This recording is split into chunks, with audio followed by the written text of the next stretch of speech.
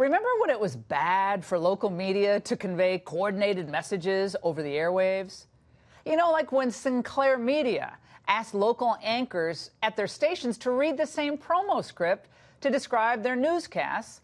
They were derided by legacy media as Orwellian, Soviet-style propagandists who had created local Stepford wives. Oh, the outrage.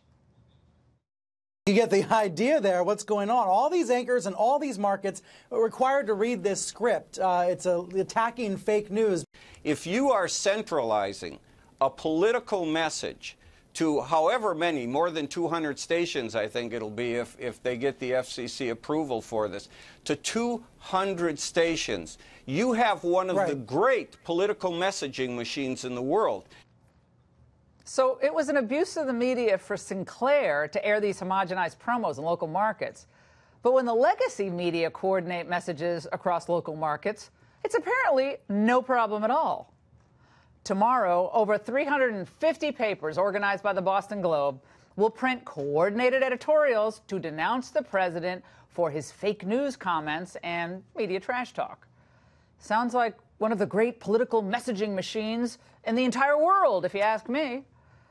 Marjorie Pritchard of the Boston Globe told CNN, quote, "We have some big newspapers, but the majority are from smaller markets, all enthusiastic about standing up to Trump's assault on journalism."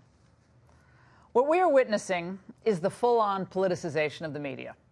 As Steve Bannon once said, the media have become the opposition party, and that's a pity. I think it's ever since their disastrous misreading of the electorate in 2016, they have obsessively worked to prove themselves right.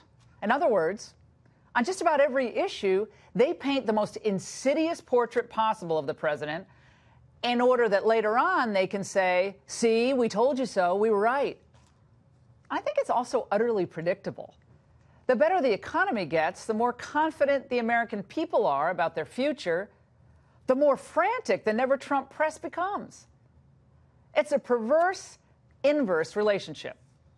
And I've noticed something else.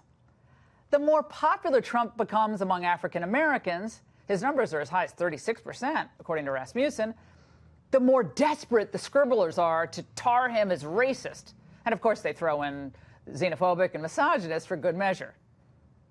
So rather than cover how American lives are being transformed due to a booming economy and record-breaking employment figures, the media focus on self-created controversies like fabricated dossier claims. What was in the dossier was a spelled-out, detailed allegation that there was a mutual operation underway here, that there was collaboration and coordination between the Trump campaign and the Russians. A day that began with clips of James Comey, former FBI director, all over television telling ABC News that he cannot rule out that the infamous P tape mentioned in the Steele dossier is real. Tell me the P tape or whatever the heck it is has credibility. Listen, that is exactly what Mueller is looking at, one of the things, and so we'll find out. False.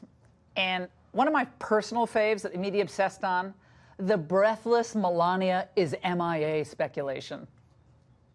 One thing that the president and the White House have been quite quiet about is Melania Trump and her status. Staying behind at the White House, it seems, First Lady Melania Trump. Public hasn't seen her in 23 days, many wondering where she might be. If the First Lady or the person who's standing in for First Lady disappears, you want to know where she is. The First Lady was recovering from fairly serious surgery. By the way, a lot of these journalists take off 2 weeks for, what, a colonoscopy. And now we're caught up in the Omarosa obsession. That's wall-to-wall coverage of a woman lacking credibility, pushing specious claims complete with surreptitiously recorded audio snippets. Can you stand at the podium and guarantee the American people they'll never hear Donald Trump utter the N-word on a recording in any context? We already know that this president seems immune from even the broadest standards of decency we've had in common in the past. Another tape wouldn't change anything. People are at least prepared to believe a lot of the things that she's saying about him, and at least a couple of things have looked like they might be true based on some of these tapes. A couple of things look like they might be true based on... Omarosa's stream of charges have been refuted by nearly every party she quotes in her book. Frank Luntz, Katrina Pearson, and Lynn Patton, who is her closest confidant at the White House, was on our show last night. They all dispute her claims. And the president says the producer of The Apprentice, Mark Burnett, also denies that there's any tape. But still, the media happily gives Omarosa hours and hours and hours of airtime. I think in their warped thinking, the woman America considers to be the ultimate mean girl helps advance the narrative for the media that Trump's a racist. But once again, I think the media are misreading the American people. Here's the latest data. According to an NPR PBS NewsHour Marist poll, that's a mouthful, 71% of Americans have not very much or no confidence at all in the media, compared to just 25% who have a great deal of confidence, or quite a lot. But the amazing thing is, the media don't seem to care about what the consumers of news are shouting at them. So if the ratings and readership are down, whatever. We have a mission, that's to get Trump. Most have completely abandoned the idea of objectivity and are now essentially operating as full-time members of the resistance.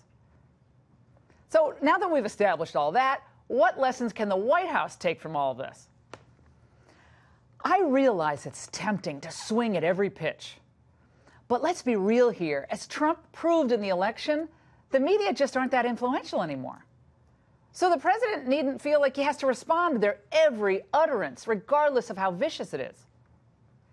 Combine the media's waning irrelevance with the Democrats' invisible agenda, and the president, I think, has a pretty sweet opportunity to actually expand his base before November. Now, I know a lot of people are shaking their head. How can that be? Now, I know he'll be on the stump in critical races before November, but I think he should also take the time to visit places that Republicans have often ignored. Mr. President, your agenda is working, so sell it everywhere. And listen to the people who are being fed a load of malarkey about what's in your heart and mind, and show them what's really in your heart and mind. And yes, that means doing events exclusively for African Americans and Latinos, including in distressed communities, places like Chicago, where Democratic leaders have failed abysmally. Show them a better alternative and celebrate the gains you've already won for them and all Americans. Too many Republicans never understand that you often win respect for just showing up. But of course, don't expect the editorial writers to give you any credit for any outreach like that. But in a way, who cares? No one's reading them anyways. And that's the angle.